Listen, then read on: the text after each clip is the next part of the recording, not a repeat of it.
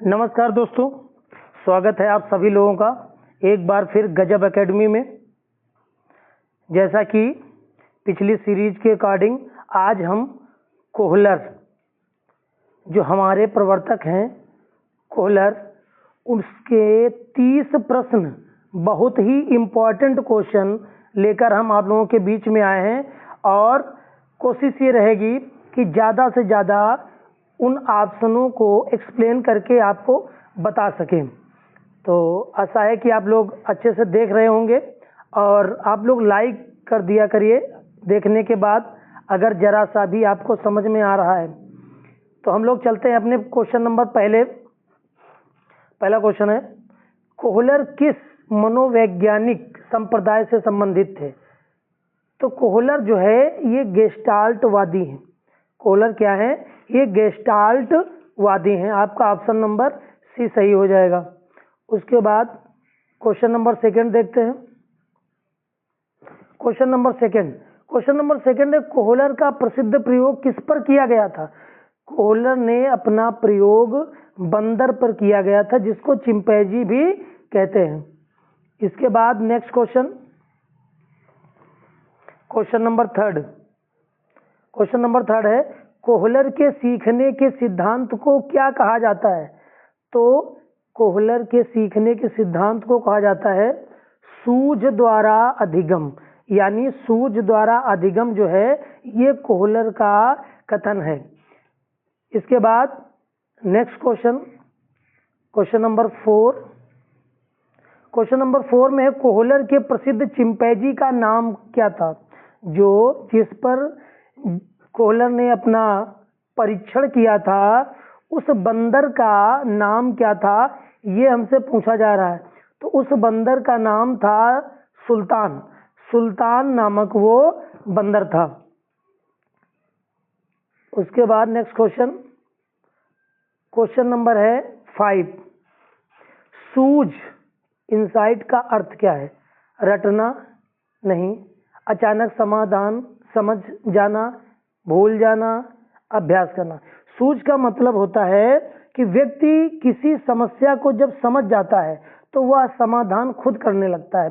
कि व्यक्ति जो है किसी भी समस्या को जब पूर्णतया समझ जाता है तो समझने के बाद अचानक ही वह उसका समाधान करने लगता है। तो ये सूझ का मतलब है अचानक समाधान समझ जाना। उसके बाद नेक्स्ट क्वेश्चन है क्वेश्चन नंबर 6, कोहलर के अनुसार अधिगम होता है यांत्रिक रूप से, संपूर्ण परिस्थिति को समझकर, दंड से, पुरस्कार से। कोहलर के अनुसार जो अधिगम होता है संपूर्ण परिस्थिति को समझकर, यानी किसी भी कंडीशन को पहले समझते हैं, जांचते हैं, परखते हैं, उसके बाद जब वो चीज़ समझ में आ जाती है तब उसका समाधान करते हैं। इसके बाद क्वेश्चन नंबर 7 है, कोहलर के सिद्धांत में मुख्य महत्व किसका है? पुनर्बलन का है कि अंतर्दृष्टि का है कि अनुकरण का है कि परिपक्वता का है? तो कोहलर के सिद्धांत में मुख्य महत्व जो है अंतर्दृष्टि का है। अंतर्दृष्टि का महत्व है। क्वेश्चन नंबर 8 देखेंगे हम लोग। क्वेश्चन नंबर 8, गेस्टाल्ट शब्द का अर्थ क्या है? गेस्टाल्ट शब्द ये तो कोहलर ने दिया है, आपको पता ही है। कोहलर, इसका अर्थ क्या है? तो गेस्टाल्ट शब्द का अर्थ है संपूर्ण या समग्र भी कह सकते हो, या समग्रता भी कह सकते हो, संपूर्ण संरचना भी कह सकते हो। अनेक नाम हैं। गेस्टाल्ट शब्द का अर्थ संपूर्ण, समग्र, समग्रता या पूर्ण आकृति, ये अनेक नाम हैं गेस्टाल्ट शब्द के। उसके बाद हम लोग चलेंगे नेक्स्ट क्वेश्चन पे। कोहलर के अनुसार सीखना किस प्रकार होता है? धीरे धीरे, अचानक, केवल अभ्यास से, केवल दंड से। कोहलर के अनुसार जो है सीखना अचानक होता है कि जब संपूर्ण स्थिति समझ में आ जाती है उसके बाद समाधान आसानी से निकल आता है। पहले व्यक्ति पूरी तरीके से पूरी स्थिति को क्या करता है, समझता है। समझने के बाद उसके अकॉर्डिंग जैसे ही उसके समझ में आ जाता है फिर वो जो है समाधान की ओर बढ़ जाता है। जैसे ही व्यक्ति को कोई चीज समझ में आ जाती है तो अचानक वह समाधान की ओर बढ़ जाता है। तो ऑप्शन नंबर बी आपका सही होगा। Question number 10। क्वेश्चन नंबर 10 क्या है? कोहलर के सिद्धांत में समस्या का समाधान किससे संबंधित है? समस्या का समाधान, तो समस्या का समाधान जो है सूझ से संबंधित है। आप किसी सोच में या किसी काम को आप जो है पहले सूझ से देखेंगे, उसको जांचेंगे, परखेंगे, उसके बाद जब पूरी स्थिति को आप समझ जाएंगे तब उसके बाद सूझ से आप समाधान करने लगेंगे। तो यही क्वेश्चन ने कहा है कि कोहलर के सिद्धांत में समस्या का समाधान किससे संबंधित है? तो ये सूझ से संबंधित है। तो क्वेश्चन नंबर 10 हमारे कंप्लीट हो गए हैं दोस्तों। इस समय अगर आप वीडियो देख रहे हैं और अभी भी आपने सब्सक्राइब नहीं किया है तो एक बार आप सब्सक्राइब कर दीजिए।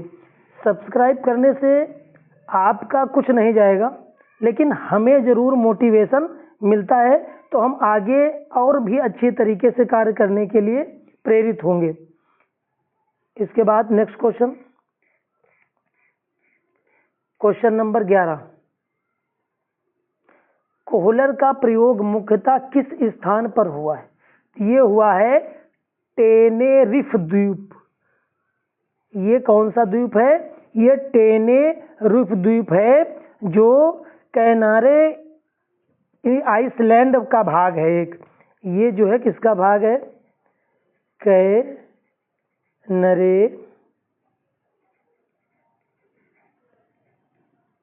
आइसलैंड, ये इसका भाग है। कौन? टेनेरिफ। टेनेरिफ जो है कैनरे आइसलैंड का भाग है। कोहलर ने जब चिंपैंजी पर इन्होंने जो परीक्षण किया था, इन्होंने किया था एक रिसर्च स्टेशन है जिसका नाम है एंथ्रोपॉइड। ये रिसर्च स्टेशन है, इसी में बंदरों और चिंपैंजियों को रखा था कोहलर ने और उसके बाद तब वहीं पर इन्होंने परीक्षण किया था। इसके बाद हम लोग नेक्स्ट क्वेश्चन की ओर बढ़ेंगे। Question number 12। क्वेश्चन नंबर 12 है सूझ द्वारा अधिगम में सीखना क्या होता है?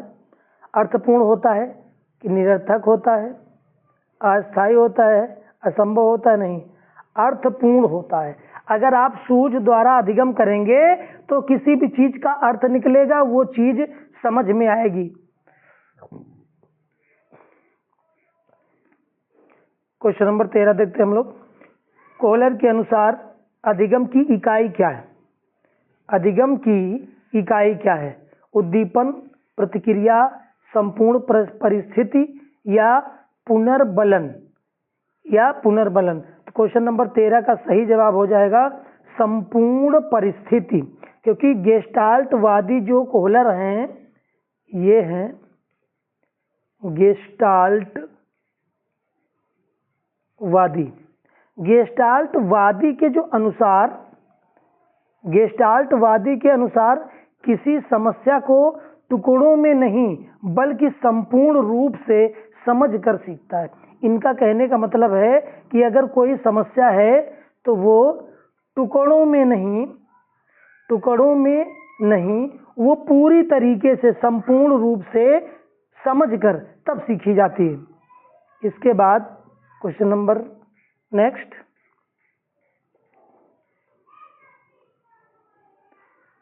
क्वेश्चन नंबर नेक्स्ट है निम्न में से कौन सा कोहलर के सिद्धांत का उदाहरण है? कविता का रटना,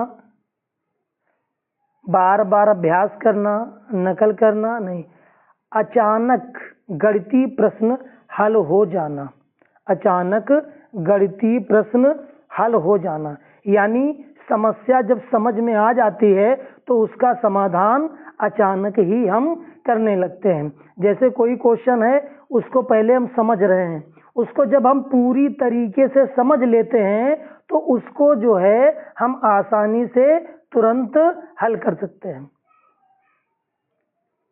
इसके बाद next question, question number 15, Kohler के सिद्धांत का संबंध किससे है? संज्ञानात्मक अधिगम से, शारीरिक विकास से, भाषा विकास से, सामाजिक विकास से? नहीं, कोहलर के सिद्धांत का संबंध है संज्ञानात्मक अधिगम से। क्वेश्चन नंबर 16 तक हम लोग पहुंच चुके हैं। बहुत अच्छे क्वेश्चन हैं, एक एक प्रवर्तक पर 30-30 ऐसे क्वेश्चन हैं जो परीक्षा की दृष्टि से बहुत महत्वपूर्ण हैं।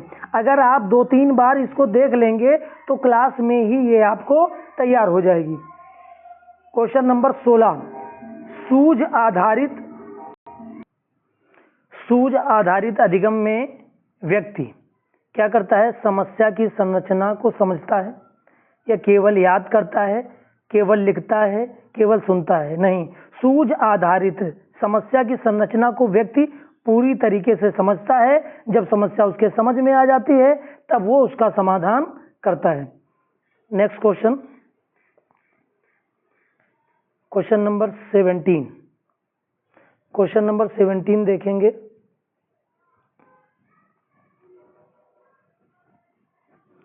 कोहलर के अनुसार सीखना सबसे अधिक प्रभावी कब होता है? जब संपूर्ण स्थिति स्पष्ट हो, जब दंड मिले, दंड की कोई बात ही नहीं, पुरस्कार की कोई बात ही नहीं, रटा जा ही नहीं सकता है, न रटने को बढ़ावा देती शिक्षा नीति। तो सही जवाब हो जाएगा जब संपूर्ण स्थिति स्पष्ट हो जाए। किसी भी समस्या को अच्छे तरीके से जब आप जान लें उसके बाद तब आपका सीखना प्रभावित होता है। ये क्वेश्चन नंबर 17 कंप्लीट हुआ।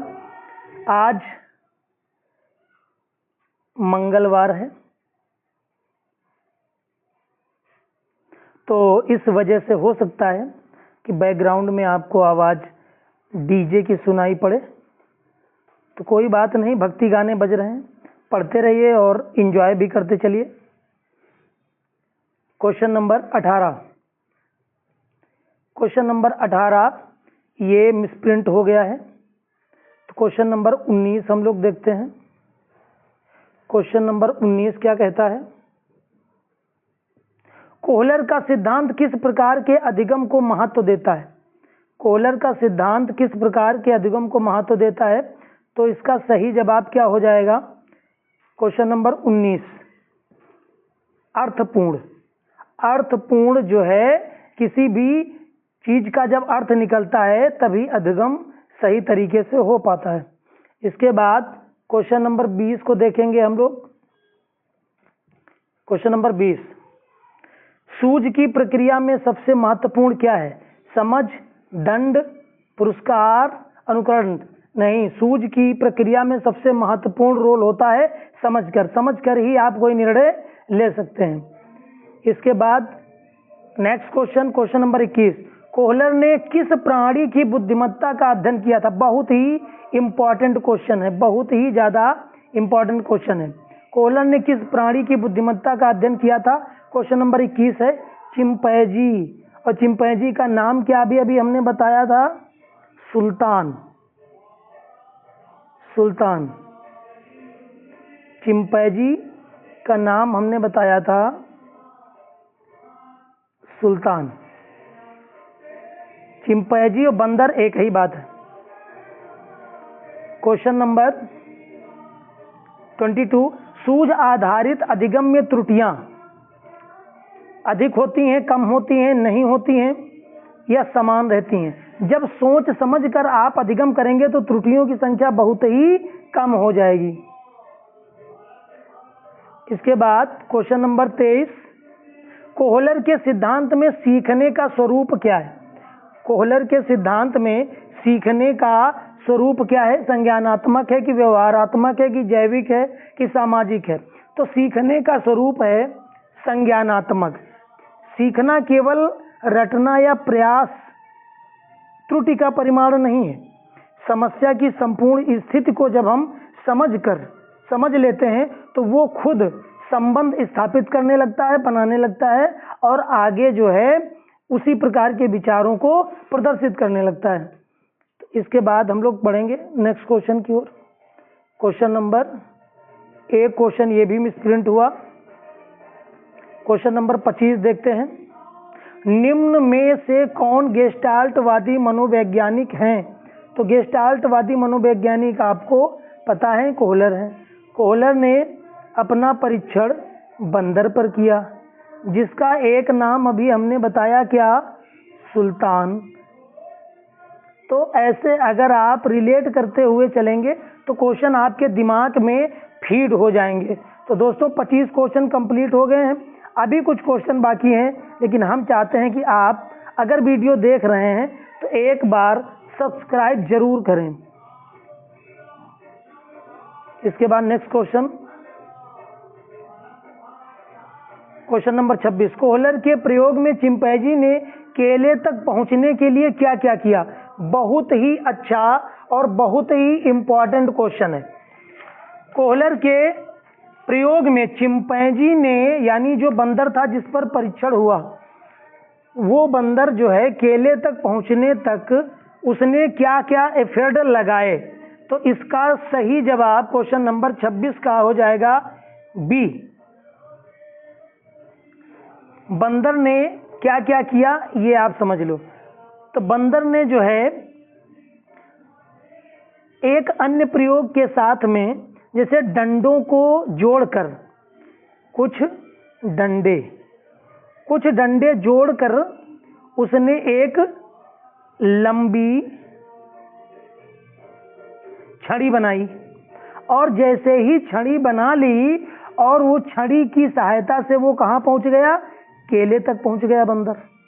यानी छोटे छोटे डंडों को मिलाकर एक लंबी छड़ी बना ली, और जब वो डंडी लंबी हो गई तो वो बंदर कहाँ पहुंच गया? वो केले तक पहुंच गया। एक परीक्षण और था इनका कि छोटे छोटे बक्सों को एक पर एक रखता है बंदर, ऐसे ऐसे, जैसे छोटे छोटे बक्से इधर उधर पड़े उनको एक पर एक ऐसे रखता जाता है और ऊपर चढ़कर फिर वो केले तक पहुंच जाता है। तो इसके बाद क्वेश्चन नंबर 27। सूर्य का उदय कब होता है? Question number 27। सूर्य का उदय कब होता है? समस्या को समझने पर, दंड मिलने पर, पुरस्कार मिलने पर, अभ्यास बंद करने पर सूर्य का उदय होता है। समस्या को समझने पर, यानी सूर्य का जो उदय है तब होता है जब व्यक्ति संपूर्ण स्थिति को समझ लेता है और विभिन्न भागों के संबंधों को जानने और पहचानने लगता है। इसके बाद क्वेश्चन नंबर 28। क्वेश्चन नंबर 28 बता रहा है कोहलर का सिद्धांत किसका विरोध करता है? कोहलर का सिद्धांत केवल प्रयास और त्रुटि अधिगम का, केवल लगा है तो केवल प्रयास और त्रुटि अधिगम का बहुत ज्यादा विरोध करता है। और अंतर्दृष्टि के समर्थक हैं कोहलर, संपूर्णता के भी समर्थक हैं और समझ के भी समर्थक हैं, क्योंकि कहा ही है कोहलर ने कि सूझ से ही कार्य को आगे अच्छे से किया जा सकता है। उसके बाद क्वेश्चन नंबर 29। शिक्षण में कोहलर के सिद्धांत का उपयोग कैसे किया जाता है? तो रटाकर, समस्या समाधान गतिविधियों द्वारा, दंड देकर, परीक्षा देकर? नहीं, शिक्षण में कोहलर के जो सिद्धांत हैं इसका उपयोग किया जाता है समस्या समाधान गतिविधियां द्वारा। समस्याओं को समझना, उनको जानो, उसके बाद तब उसका समाधान निकालना। लास्ट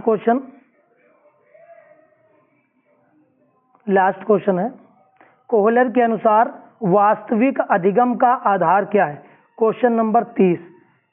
इसका सही जवाब होगा सूझ। आपको समझ में आ गया होगा कि इस पूरे चैप्टर में कोहलर ने सबसे ज्यादा किस पर जोर डाला है, किस पर जोर डाला है।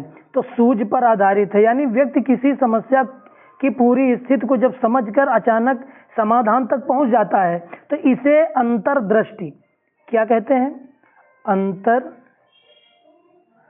अंतर्दृष्टि